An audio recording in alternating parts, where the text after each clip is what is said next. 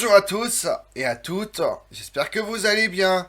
Aujourd'hui, nous sommes en 1885. Les tensions sont à leur comble. D'un côté, une jeune nation ambitieuse, avide de reconnaissance. De l'autre, un empire au bord du gouffre, prêt à tout pour conserver son pouvoir.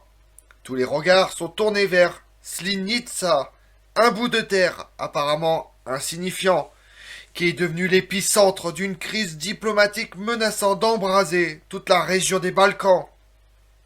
Ceci n'est pas seulement de l'histoire, c'est un véritable trailer politique. La bataille de Slinitsa, qui s'est déroulée du 17 au 19 novembre 1885, constitue un événement majeur dans l'histoire militaire des Balkans et marque un tournant décisif dans les relations entre la Bulgarie et la Serbie.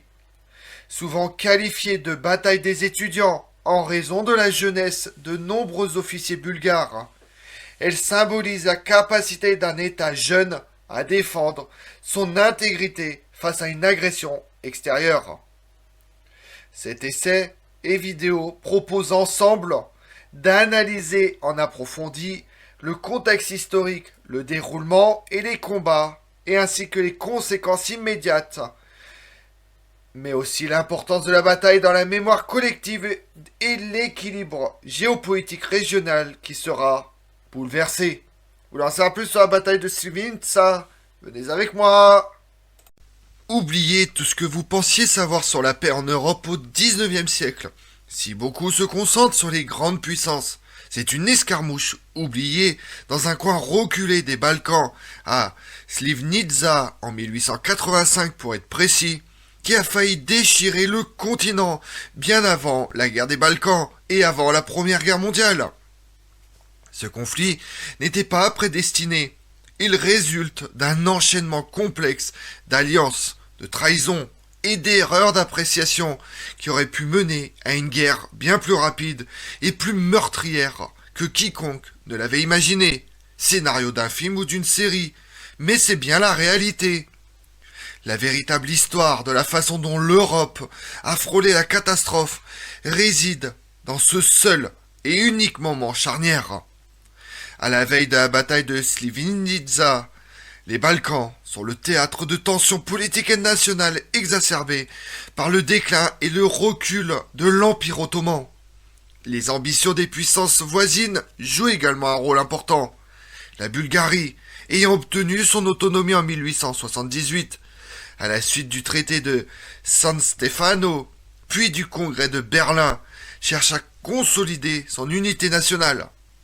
En septembre 1885, la province autonome de la Roumélie orientale proclame son union avec la principauté de Bulgarie, défiant l'ordre établi par les grandes puissances, tout en suscitant l'inquiétude de la Serbie, qui craint une modification de l'équilibre régional à son détriment.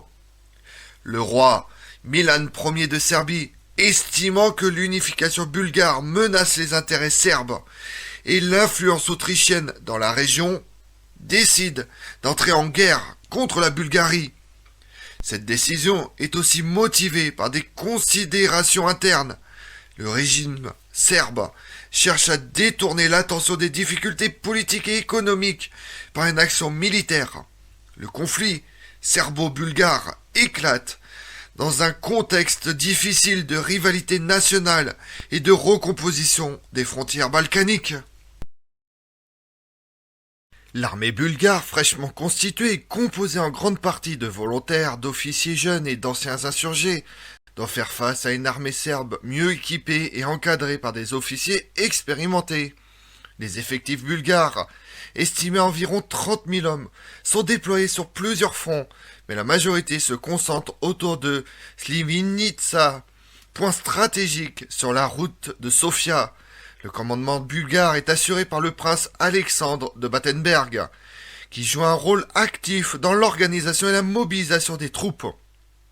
Du côté serbe, l'armée compte environ 60 000 soldats, répartis en 3 corps principaux, sous la direction du général Petar Toplavic.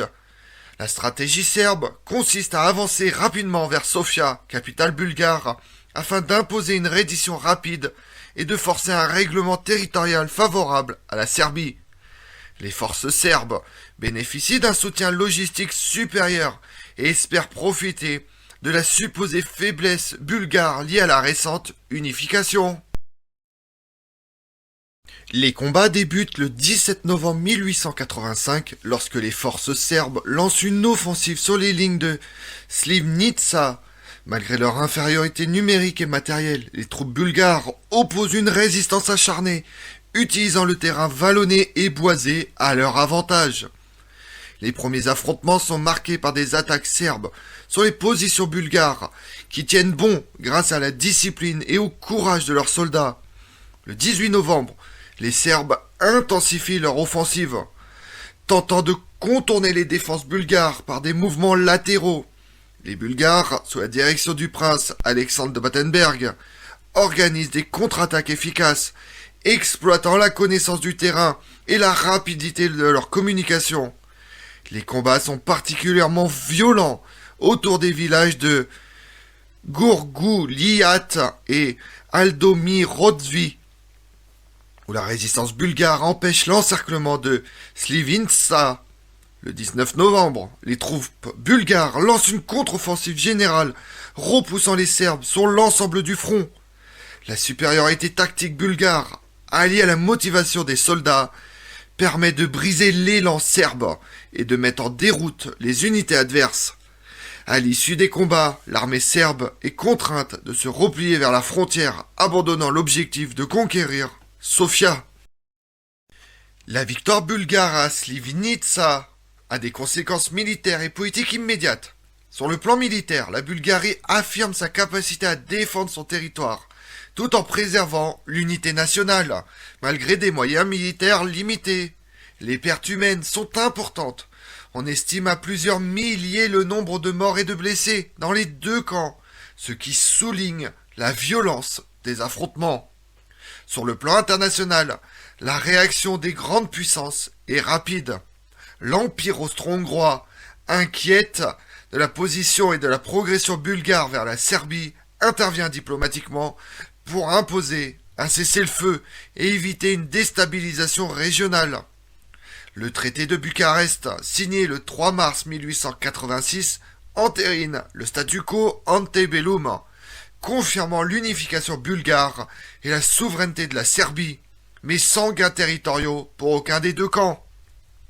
À long terme, la bataille de Slivnica renforce la position de la Bulgarie sur la scène balkanique et européenne.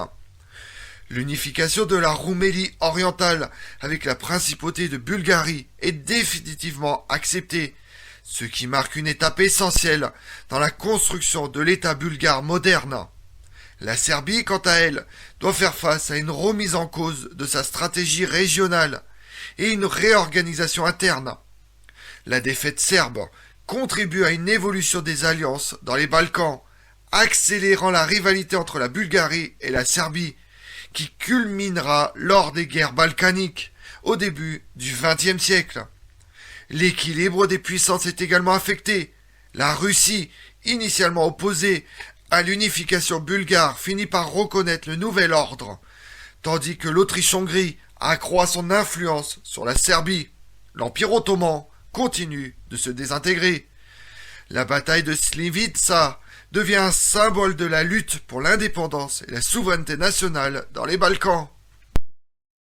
Et pendant ce temps-là dans le monde, du 3 au 4 janvier 1885, c'est la victoire française sur la Chine à la bataille de Nguy Bop, au Tonkin. Le 26 février, c'est l'acte général du Congrès de Berlin sur le partage de l'Afrique. La conférence de Berlin reconnaît la souveraineté du roi des Belges, Léopold II, sur l'État indépendant du Congo à titre personnel. Le 9 juin, par le second traité de Tianjin, la Chine renonce à sa suzeraineté sur le Vietnam, où Paris a désormais les mains libres et peut exercer son protectorat sur l'Annam et le Tonkin. Le 6 juillet, c'est la découverte en France du vaccin contre la rage par Louis Pasteur. Le 25 novembre 1885, c'est la mort d'Afonso XII, roi d'Espagne, qui laisse un héritier posthume, Afonso XIII, né le 17 mai 1886. Comme on l'a vu, la bataille de Slivica occupe une place centrale dans l'histoire militaire et politique des Balkans à la fin du 19e siècle. Elle illustre la capacité d'un jeune État à surmonter les défis de l'unification tout en résistant à une agression extérieure. Mais il modifie durablement les équilibres régionaux. Son héritage mémoriel demeure vivace en Bulgarie, où elle est célébrée comme une victoire fondatrice, tout en continuant d'inspirer les recherches sur la formation des États balkaniques et les dynamiques géopolitiques de la région. Je vous remercie d'avoir suivi cette vidéo en ma compagnie. Si vous voulez connaître mes autres vidéos, retrouvez-moi sur ma chaîne YouTube Tout sur l'Histoire avec Damien, mais également sur les réseaux sociaux, Twitter et Instagram, Histoire Damien. Et pensez à liker, commenter et vous abonner. Je vous remercie à tous.